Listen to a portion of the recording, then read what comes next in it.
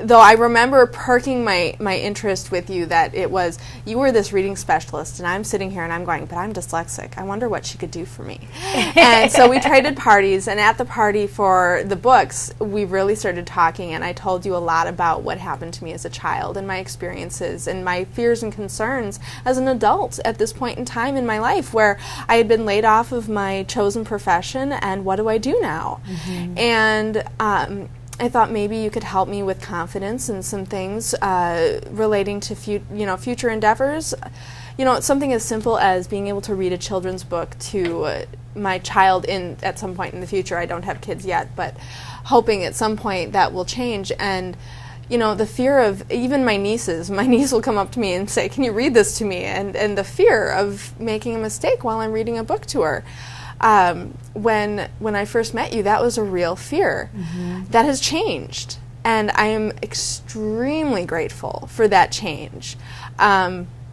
We met and we started doing the tutoring, and you helped me in ways I never thought would come from a tutoring setup, where it was so unbelievable, the tools and tricks that you used to teach me to do things that I didn't think I could do. And that's just amazing. So, as an adult at this point, I'm just amazed at the transformation recently in my experience with my dyslexia. I can now I'm not afraid if my niece comes running up to me and say, "Can you read this to me?" Okay. She knows that every once in a while I might still stumble, but I have much more confidence, and it's so much easier. I don't have that fear anymore. It's just, okay, let's read it. Mm-hmm. It's just unbelievable. Yeah, I remember that being one of your goals that you had, and I always try to figure that out with kids as, what is their goal going to be? And your specific goal was that you wanted to be able to read a children's book without having to stutter, go back, reread, and have to do all that. You wanted to be able to read it fluently. You wanted to be able to read it easily and effortlessly. And I remember letting you know, I can help you do that. And I remember you telling me some things like that in your previous instruction that you could only be able to figure out words based on meaning, and that is absolutely a strategy. One strategy is being able to figure out words from meaning, but there were no other strategies that you were able to utilize because people had told you in the past that you can't see patterns, therefore we're not gonna teach that to you. Tell me a little bit about that. They labeled me phonetically dyslexic, which they told me that large syllabic words, multiple syllabic words, that I wouldn't be able to process that I could not break it apart and put it back together, which I definitely struggled with. Mm-hmm. That was definitely a problem, which I still remember to this day, the word compromise. Mm-hmm. And if you were to look at the spelling of the word compromise, you can see promise in that word. And the first couple times I went to go read that word, I read it as promise. And it took, thankfully, hearing someone else misread it to know that I was misreading it. And all of a sudden the light bulb went on. Oh my gosh, it's compromise. But I had to hear it before I could see it. Mm-hmm. And so knowing that I struggled with that, it was definitely something that was always there in my mind. But then you were telling me, well, there are these tools that I use that really I think you can utilize, and we're going to teach them to you, and they worked. I could not believe the change in my abilities just learning your patterns, and they changed everything. I suddenly understood spelling of words that didn't make sense to me before, and the confidence that came to me after that moment was, wow, I can do that. Mm-hmm. It may still not be as simple as some people who are not dyslexic. My brain still is wired the way a dyslexic's brain is wired. Mm-hmm. And I know that fully, that you can't change that wiring, but you can certainly add tools that I can consciously access. Absolutely. That make things so much easier and so less tiring. Because as a dyslexic, I can tell you that reading large quantities of anything is very tiring because we use more of our brain than the average person. Yeah, you have to access all the different parts of your brain versus, another person is just having to access their lexicon, their knowledge of words, and be able to process that through, whereas you're actually tapping into so many different modalities inside of your brain as a dyslexic, and that's been proven on MRIs that have been done on dyslexic people. So it's very, very interesting. And even you mentioned, like, when you get tired, it's more difficult for you. Oh, I make so many more mistakes when I'm tired. It's kind of comical. I can tell, I'm tired. I just flipped that around. Yep. And that's just part of being dyslexic. So if you do have a child who's dyslexic, it doesn't mean that they're not going to be able to read. Oh, right. But there are going to be times where, if they're tired, they're going to need more breaks. And so you're just not going to want to have to put them through that. So. And that's one of those things that I am still so grateful for my mother for, because she recognized that I would get so tired trying to read through that material. It wasn't that I couldn't understand it.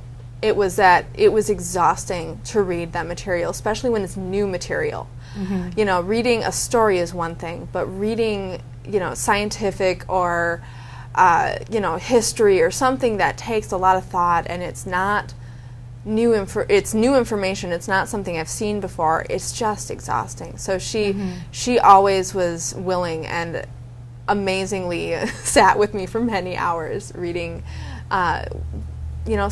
textbooks to me so that I could get through the schoolwork. Yeah. Wow, that's just absolutely incredible. I just admire you so much and your journey that you've had to go through to be where you're at and to be as successful as you are. It's just absolutely amazing, and you're such an amazing person to know and be able to work with. What was, when you first found out that this was all going to be through Skype? What was your thought about that? That was so interesting when I realized, okay, so I don't actually have to go anywhere. I can be in my pajamas if I want. It didn't matter where I was, what I was doing. If I had access to my computer with Skype, we could get together and do my tutoring. And I was, at the first, I was like, wait, how on earth? But I was not really familiar with Skype at the time either.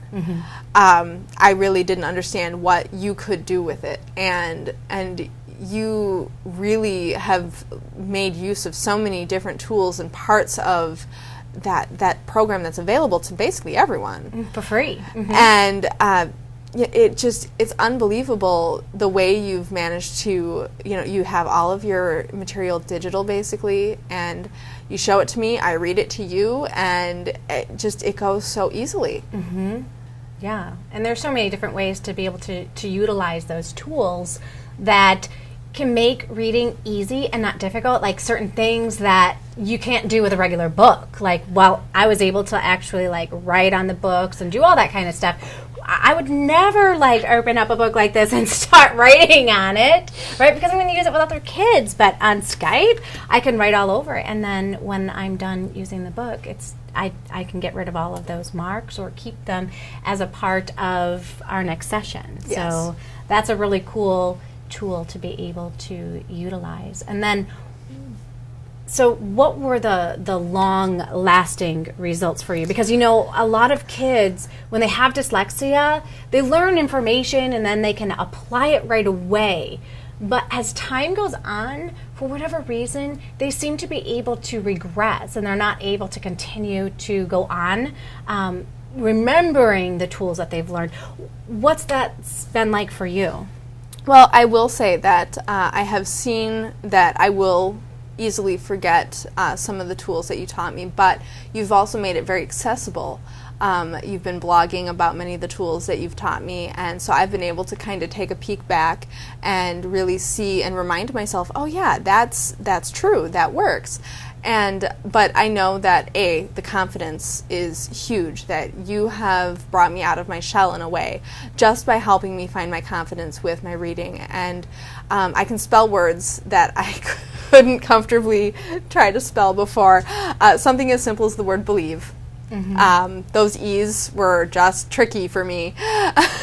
The IEVE, that just, I don't know why, for years I could not spell that word. And then we did some sorts, remember? We did some different sorts on the computer, and we looked at what's happening, and we got your brain to figure out what's actually happening. And when we did that, when we had you figure it out instead of me tell you what's happening, that really made a big difference, didn't it? Oh, it was like the light bulb went on, and suddenly I was able to decode things that I didn't think I could decode, and I had more confidence. And once you get that confidence, it changes everything. Because you can stop yourself from even trying without realizing that you're stopping yourself from trying when you're not confident. And kids, I can see, would struggle with that constantly, and I know I did as a child, that was something